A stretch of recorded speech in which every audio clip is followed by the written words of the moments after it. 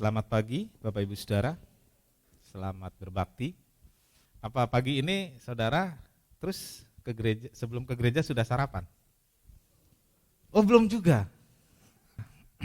Tapi kalau sudah kenyang, nah kita baru lihat hari ini apa sih apabila sudah kenyang.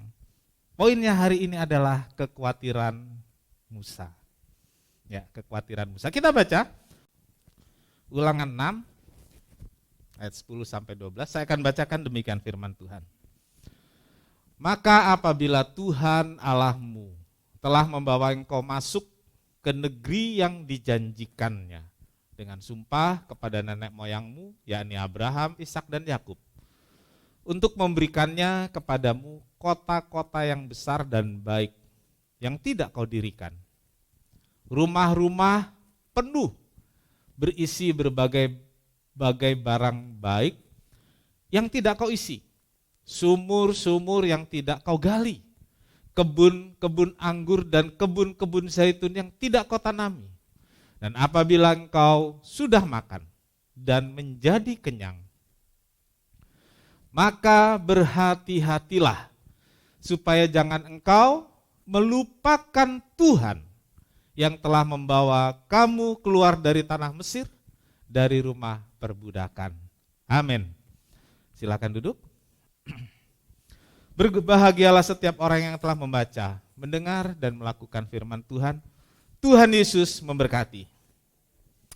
Puji Tuhan. Bapak Ibu Saudara, dan apabila engkau sudah makan dan menjadi kenyang. Lanjutannya apa? Saudara masih ingat pembacaan? Ayat berikutnya apa, saudaraku? Berhati-hatilah. Apa hubungannya? Makan dan kenyang. Saudaraku, kenyang di sini tentu bukan kenyang soal makanan jasmani saja.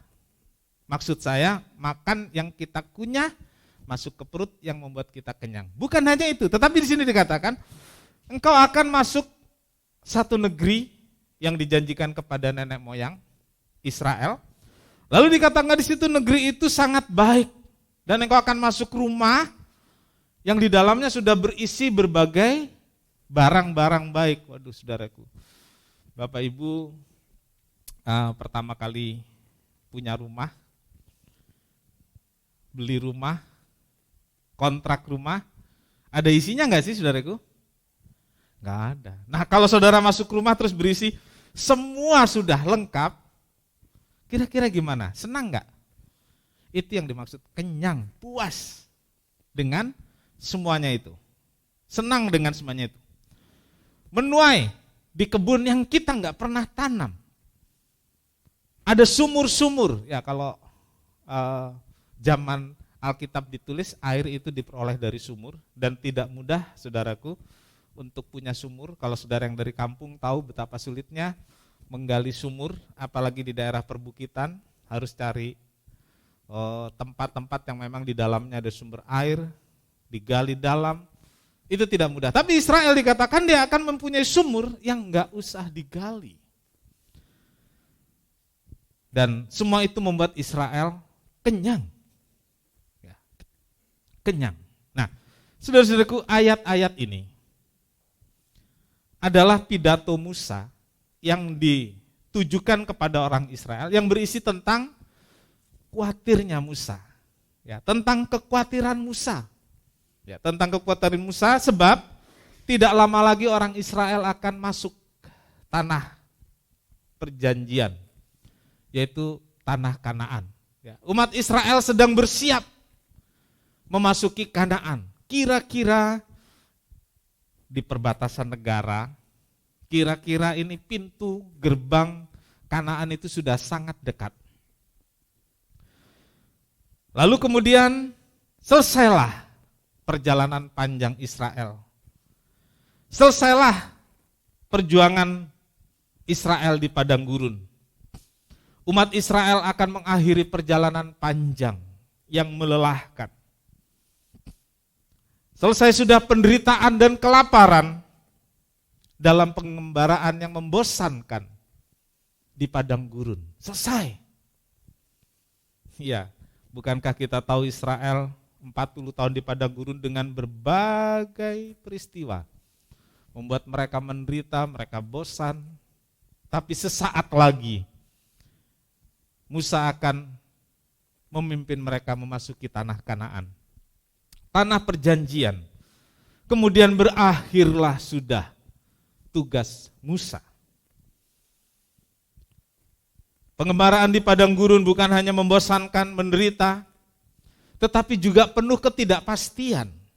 Kadangkala sepertinya sudah begitu dekat, tapi Tuhan pimpin menjauh lagi. Perjalanan itu seperti berputar, tapi yakin tidak kesasar, karena ada Tuhan yang memimpin. Kadang-kadang hidup kita juga seperti itu, saudara. Sepertinya sudah begitu dekat dengan sukses. Kadang begitu dekat dengan harapan. Tapi harapan sukses itu menjauh. Sebenarnya bukan sukses yang menjauh, kita yang menjauh. Bisa jadi karena kita tidak siap, bisa jadi karena kita teledor, tetapi bisa juga Tuhan memang memerlukan waktu untuk memberikan semuanya itu kepada kita.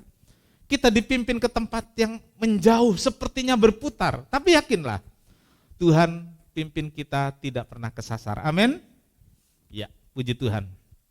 Saudaraku, bangsa Israel akan memasuki babak baru dalam perjalanannya sebagai satu bangsa. Mereka akan menetap di satu tempat, tidak lagi nomaden, tidak lagi berpindah-pindah. Mereka akan menetap di satu tempat. Mereka akan menetap di satu negeri yang berkecukupan. Tidak lagi mengalami lapar dan kekurangan. Mereka tidak lagi mengalami penderitaan dan air mata seperti di padang gurun. Saudara-saudara, dalam hal ini sebagai pemimpin bangsa, tentu Musa sangat bersyukur. Kesabarannya memimpin umat Israel membuahkan hasil. Karena sudah begitu dekat dengan Kanaan.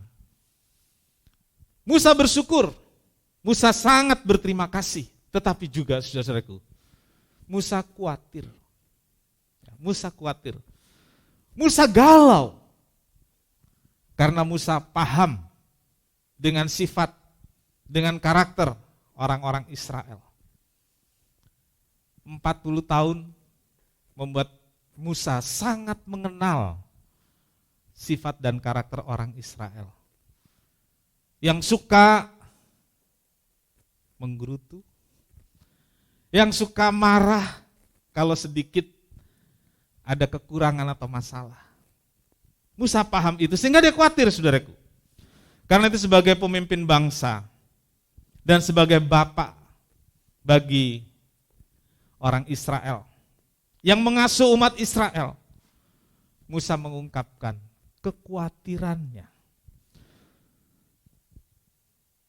Jangan-jangan saudaraku, kemapanan dan kemakmuran yang diterima bangsa Israel mendatangkan bahaya dan justru menjerumuskan Israel. Musa khawatir kemapanan dan kemakmuran, kekayaan dan kejayaan yang dialami umat Israel justru akan menjerumuskan umat Israel. Saudaraku, tidak semua berkat itu membuat dekat pada Tuhan.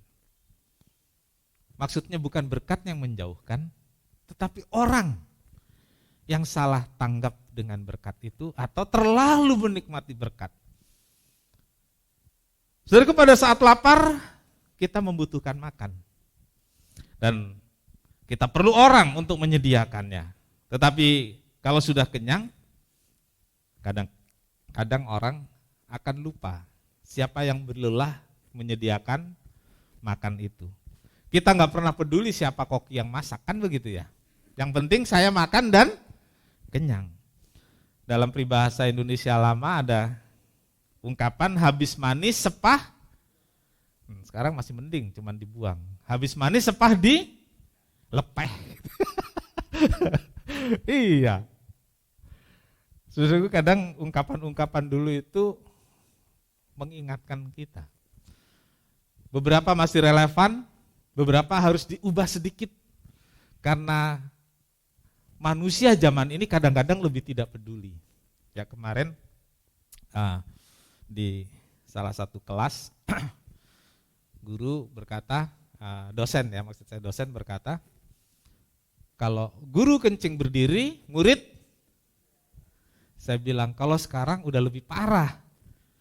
Kalau guru kencing berdiri, murid kencingin guru. Parah kan? Itu sekarang yang terjadi. Ya. Saudaraku pernah pukul guru enggak dulu waktu sekolah? Enggak berani ya? Wah, enggak berani. Saya punya adik, saudaraku. Guru olahraga dia taruh di sini dah. Gitu. 7 kali pindah sekolah SMA. Saya bilang ini murid kencingin guru. Iya, parah saudaraku. Saudara, hal-hal seperti ini dikhawatirkan Musa. Kalau orang Israel sudah menikmati hal-hal yang baik yang dialami di Kanaan, khawatir Musa, sehingga dia katakan berhati-hatilah. Berhati-hatilah, jangan engkau melupakan Tuhan. Ini poin 1, saudara. Kalau engkau sudah kenyang, berhati-hatilah, jangan melupakan Tuhan. Ya, berhati-hatilah, jangan saya melupakan Tuhan. Ini mengingatkan kita. Kalau Tuhan sudah berkati, kalau Tuhan sudah memberikan satu negeri yang makmur, satu keadaan yang baik, jangan saya melupakan Tuhan. Dulu ada iklan dari satu produk, kalau nggak salah Likna. Mungkin saudara ada yang ingat, apa iklannya? Kalau sudah duduk, lupa berdiri. Enak banget ya, nyaman banget. Tapi nggak ada yang jual spring bed. Kalau sudah tidur,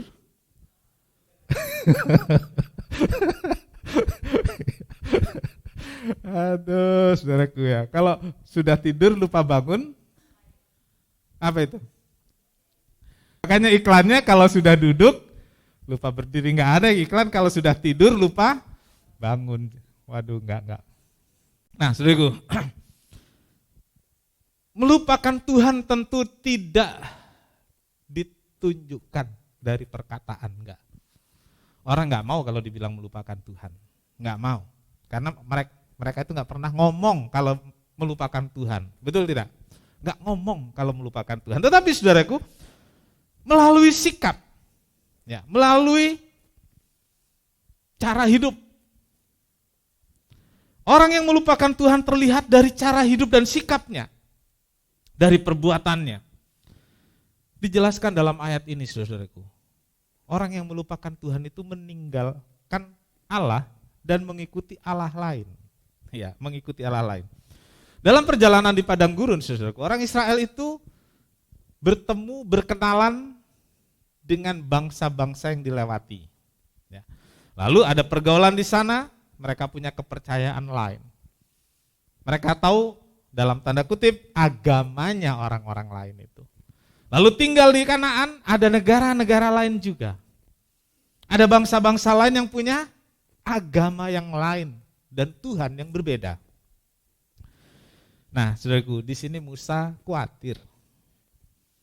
Jangan sampai orang Israel terpengaruh dan imannya goyah. Dalam sejarah panjangnya Israel kemudian ada namanya Samaria. Samaria itu orang Israel juga sebenarnya. Tetapi mereka itu sudah kawin campur dengan bangsa-bangsa lain. Mereka keturunannya itu disebut orang Samaria. Tapi mereka orang Israel. Lalu apa yang mereka sembah? Bukan Allahnya orang Israel yang mereka panggil Yahweh, bukan. Mereka punya tempat peribadatan sendiri dan beberapa tetap memanggil Yahweh tapi dengan cara yang berbeda. Nah ini Musa khawatir. Dan kekhawatiran Musa dalam waktu yang panjang kemudian menjadi kenyataan. Saudaraku, seringkali saudaraku, kita sebagai orang percaya setelah melimpah dengan berkat, kita nggak mau dibilang lupa Tuhan, nggak mau. Tetapi saudaraku, bisa saja terjadi dengan sikap dan cara hidup kita, kita sudah melupakan Tuhan. Waktu susah, waktu menderita, tekun, setia. Tetapi saudaraku, bagaimana jika sudah berlimpah berkat? Kekhawatiran Musa ini katakan, jangan-jangan. Ya, saudara pernah khawatir dengan anak saudara? Pasti pernah. Jangan-jangan dia nanti, jangan-jangan. Gitu ya. Saudaraku, kekhawatiran Musa juga seperti itu. Dia khawatir nih orang Israel nanti seperti apa kalau dia nggak ada, dan kalau orang Israel sudah diberkati, jangan-jangan dia lupa Tuhan, nggak bisa ngapa-ngapain. Seorang pernah bilang kepada almarhum istri saya, dia seorang ibu, dia bilang gini, enakan dulu waktu susah, kita bisa makan sama-sama, bisa pergi sama-sama. Setelah sekarang seperti ini, saya jarang ketemu suami. Mau makan aja sendiri sama anak-anak, ntar suami baru pulang malam. Saudaraku, Kanaan yang dikhawatirkan Musa kepada orang Israel terjadi sampai hari ini. Terjadi sampai hari ini. Saudara, saya tahu beberapa saudara dulu benar-benar di padang gurun. Datang ke sini naik bis gelantungan gitu ya. Sekarang sudah bisa duduk nyaman di ruangan AC. Kesana kemari bisa. Ingat saudaraku, mungkin beberapa orang sudah melupakan perunas. Saya nggak bilang melupakan Tuhan. Tapi saya bersyukur beberapa saudara tetap setia dan jangan lupakan Tuhan. Berkat itu harus membawa kita lebih dekat. Amin. Lebih dekat kepada Tuhan. Mazmur 103 ayat 2, Mazmur 109 ayat 93. Pujilah Tuhan hai jiwaku dan jangan lupakan segala kebaikannya. Untuk selama-lamanya aku tidak melupakan titah-titahmu, sebab dengan itu engkau menghidupkan aku. Saudara-saudara, dengan mengingat kebaikan Tuhan dan selalu melakukan firman Tuhan, kita akan tetap ikut Tuhan apapun yang terjadi. Amin. Kita akan ikut Tuhan dengan setia apapun terjadi. Maksudnya ketika kita susah tetap ikut Tuhan, ketika diberkati tetap ikut Tuhan. Dengan mengingat kebaikan Tuhan dan selalu taat, kita akan mengalami jamahan Tuhan dan berkat Tuhan membuat kita lebih dekat. Jangan mencobai Tuhan. Ini saudaraku, jangan mencobai Tuhan. Saudaraku, Ulangan 6 ayat 16. Lupa Tuhan bukan hanya mengikuti Allah lain, tapi juga mencobai Tuhan. Jangan kamu mencobai Tuhan Allahmu seperti kamu mencobai Dia di Masa. Masa itu nama tempat dalam kemudian dalam Keluaran 17 ayat 7 itu disebutkan Masa dan Meriba. Meriba itu sumber air di Masa. Masa itu nama tempat. Saudaraku, Musa memberi contoh tentang peristiwa satu saja di Masa. Ada banyak peristiwa lain, tetapi Musa hanya menyebutkan satu sebagai contoh. Musa menyebutkan peristiwa dalam Keluaran 17 ayat 7, saya bacakan.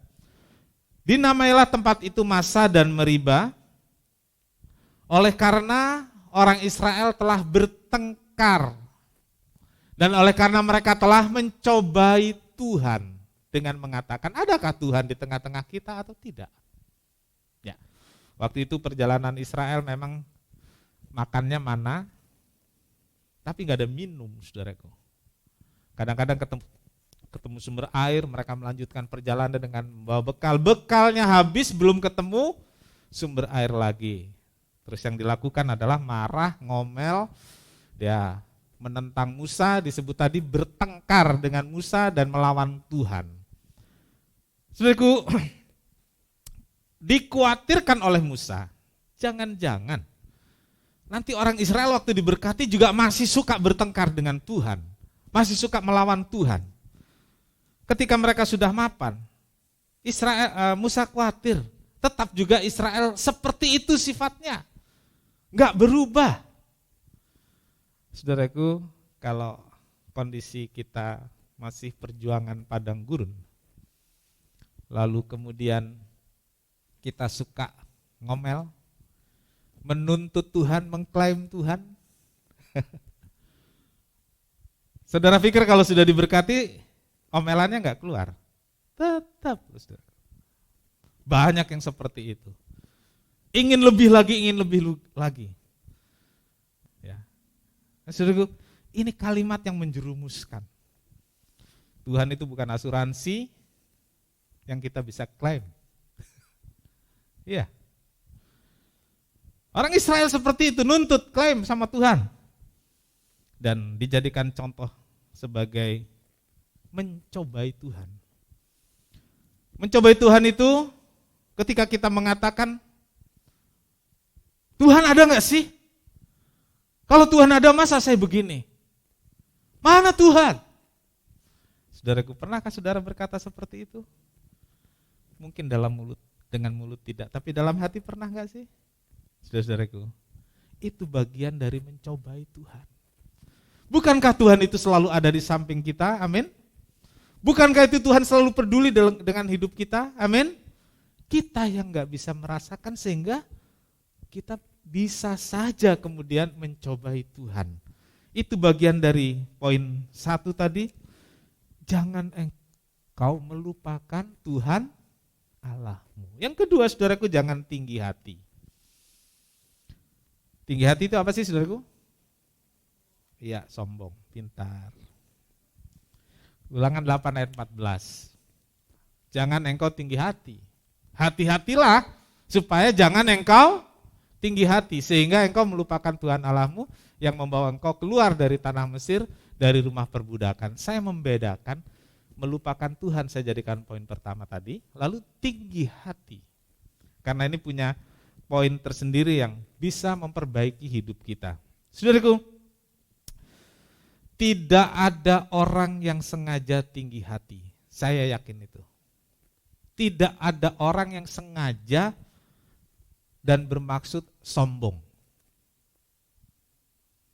Saya berpikir seperti itu. Saya nggak pernah bermaksud sombong. Tapi mungkin nggak ada orang lain yang berkata, Pak Pendeta Martin itu sombong. Mungkin nggak?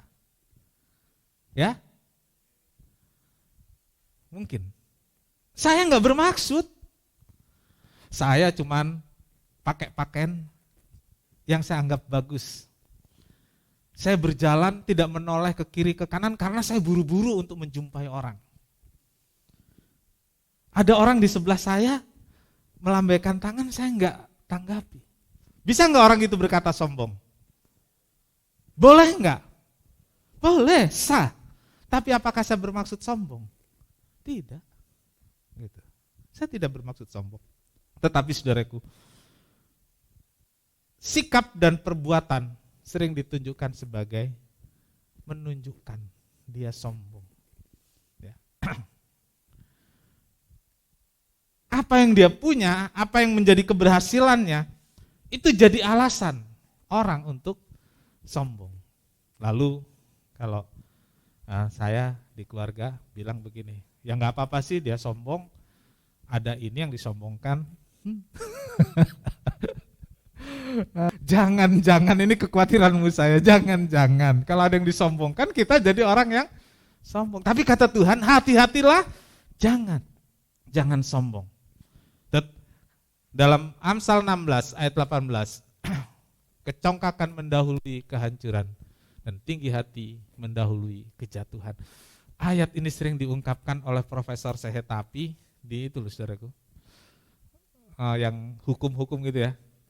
Iya, Dia sering ungkapkan, kadang dia ucapkan dalam bahasa Belanda ya. Almarhum Profesor Sehetapi ya, berapa waktu lalu sudah meninggal dengan usia yang sangat lanjut ya, tapi masih aktif dia waktu di usia lanjut. Dia ingatkan, kecongkakan mendahului kejatuhan. Jadi waktu orang tinggi hati melupakan Tuhan, waktu orang tinggi hati nggak ingat kebaikan Tuhan, merasa itu semua hasil jerih payah sendiri, kejatuhan sudah menanti di depan. Yang ketiga, jangan mabuk sukses. Iya, jangan mabuk sukses. Ulangan 8 ayat 17, maka janganlah kau katakan dalam hatimu, kekuasaanku dan kekuatan tanganku lah yang membuat aku memperoleh kekayaan ini. Ya, Musa khawatir kalau Kanaan sudah dinikmati dengan segala kemapanan dan kemakmurannya. Orang Israel berkata, semua karena kekuasaan dan kekuatanku, aku memperoleh semua ini. Saudara-saudaraku, sukses dan berkat punya dua sisi. Maksud saya, bukan berkatnya, tetapi bagaimana orang menyikapinya. Ketika berkat berlimpah, kedudukan semakin tinggi, menjadi kaya dan jaya. Seorang merasa itu semua karena kekuatan dan usahanya sendiri. Bisa? Bisa. Dia merasa, boleh kan merasa? Boleh. Nah, saudaraku, kalau bukan saya, kalau saya enggak usaha ini, kalau saya enggak begini dan begitu, enggak bisa kita mempunyai ini. Seorang ayah berkata begitu di keluarga. Ini sudah menunjukkan mabuk sukses. Ya. Semena-mena. Saudaraku, kadang-kadang itu bukan hanya di keluarga, ditunjukkan di pergaulan, ditunjukkan juga di gereja, gitu.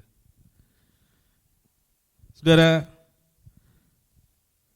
Musa mengingatkan bahwa kekuatan dan kemampuan itu datangnya juga dari Tuhan. Dalam ayat 18-nya kemudian dikatakan bahwa semua itu diperoleh dari Tuhan.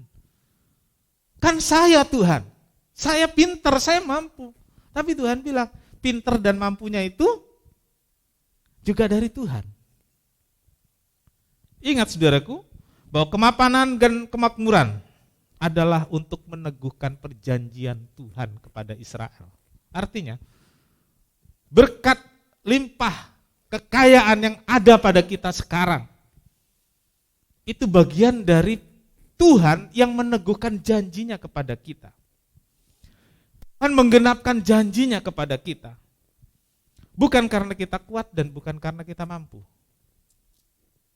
Saudara-saudaraku, jangan mabuk sukses. Ingat ini, jangan mabuk sukses. Karena keberhasilan itu datang dari Tuhan, sehingga jangan kita melupakan Tuhan. Ya, kalimat yang saya tulis, jangan mabuk sukses karena keberhasilan, sehingga kita sampai melupakan Tuhan. Jangan mabuk sukses karena berkat berlimpah, karena kekayaan dan kejayaan adalah anugerah Tuhan. Semua karena anugerah Tuhan. Hari ini lagu pujiannya tentang bersyukur temanya. Itu membuat kita selalu ingat Tuhan. Itu membuat kita selalu mengerti bahwa semua yang datang pada kita itu dari Tuhan. Jadi jangan kita lupakan Tuhan, jangan tinggi hati, jangan mabuk sukses. Semua kembalikanlah kepada Tuhan, pujian dan hormat berikan kepada Tuhan, karena semua datangnya dari Tuhan. Pagi ini saudaraku, kita ingin datang pada Tuhan, kita nyatakan terima kasih kita. Di ruangan ini kita nyatakan melalui pujian, di ruangan ini kita nyatakan pada Tuhan melalui persembahan kita. Tapi di luar sana kita tunjukkan dengan sikap dan cara hidup kita untuk berterima kasih kepada Tuhan. Jarku Tuhan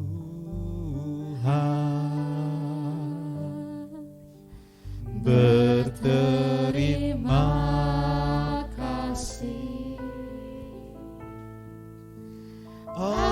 Ajarku bersyukur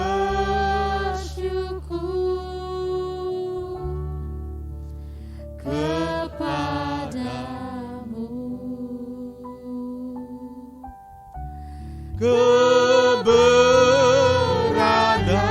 Keberadaanku Semua berkat Tuhan. Ajarku Tuhan berterima kasih. ajarku Tuhan. Ajarku Tuhan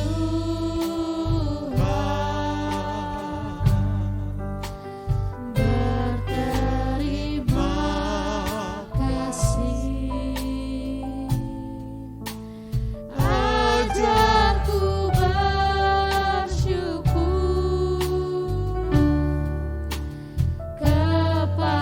kepadamu.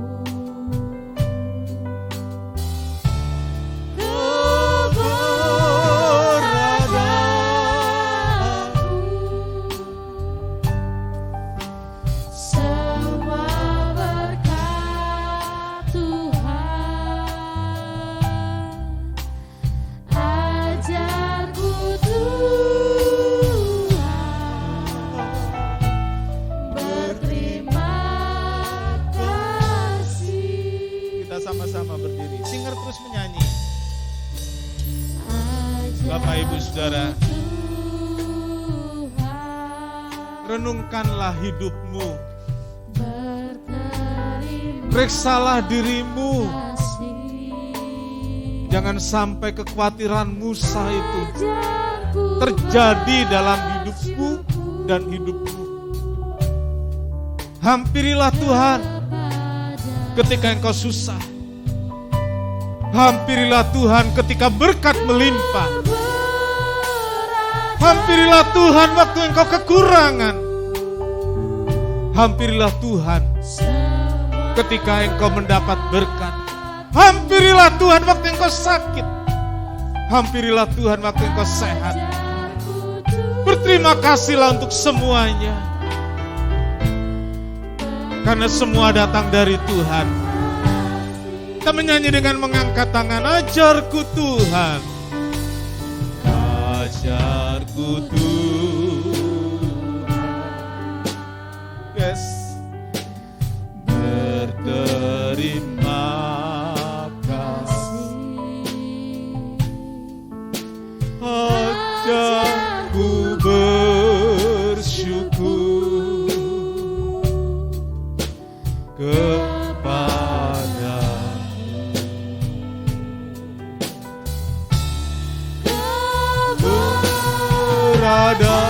Keberadaanku semua berkat Tuhan. Ajarku Tuhan berterima kasih. Kaum wanita saja menyanyikan pujian ini. Ajarku Tuhan. Yes. Kira lamayase, kira lamayase. Kira lamayase, kira lamayase. Yes, Tuhan.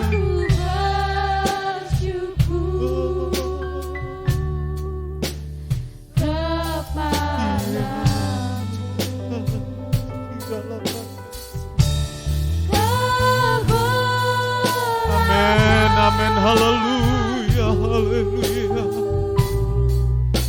Semua berkat Tuhan. Ajarku Tuhan berterima kasih. Semua kita nyanyikan pujian ini. Ajarku Tuhan. Ajarku Tuhan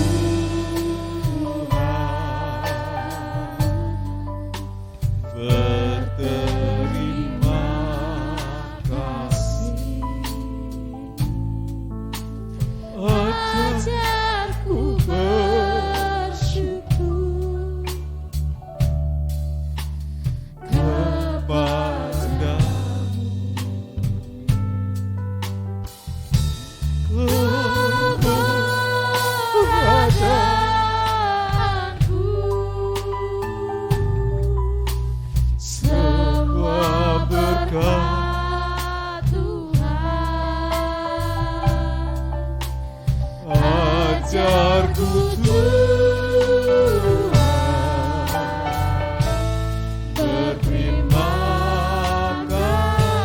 keberadaanku semua berkat Tuhan.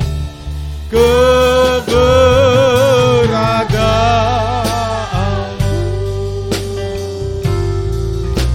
semua berkat Tuhan. Ajarku Tuhan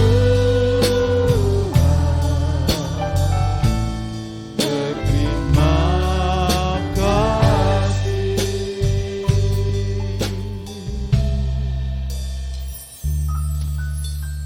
Bapa di sorga, terima kasih untuk firman-Mu.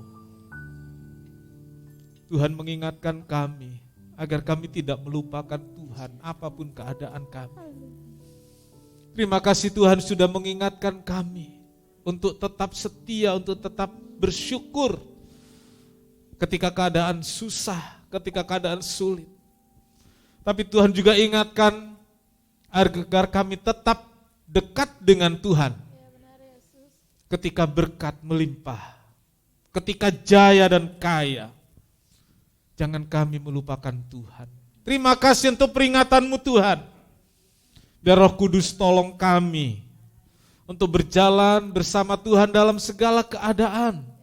Karena semua itu datangnya dari Tuhan. Ingatkan kami Tuhan.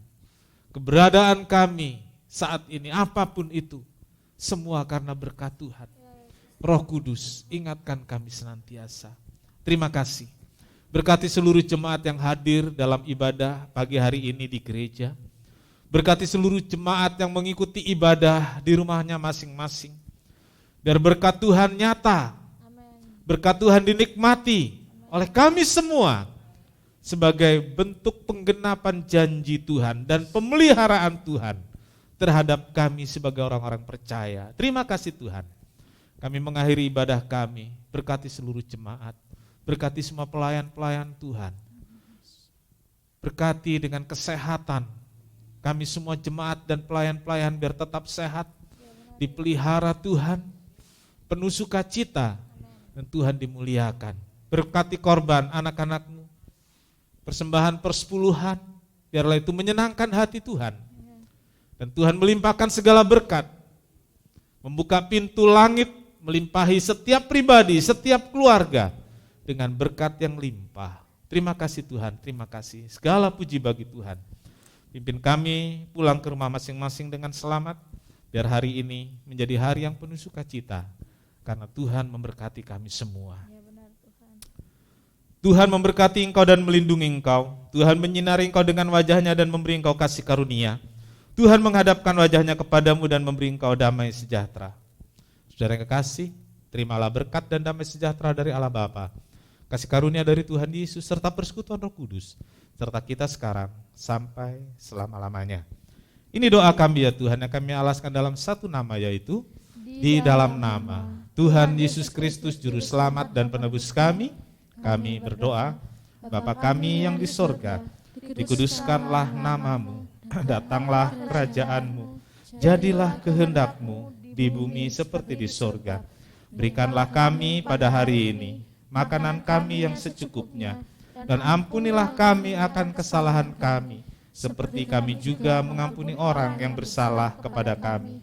Dan janganlah membawa kami ke dalam pencobaan, tetapi lepaskanlah kami daripada yang jahat, karena Engkaulah yang mempunyai kerajaan dan kuasa dan kemuliaan sampai selama-lamanya. Amin. Bapa, terima kasih. Bapa, terima kasih.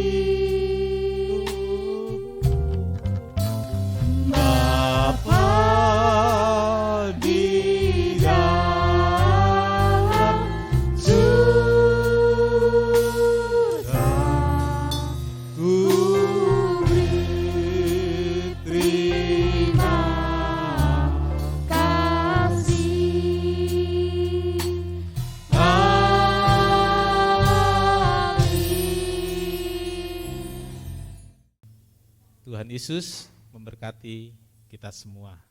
Amin.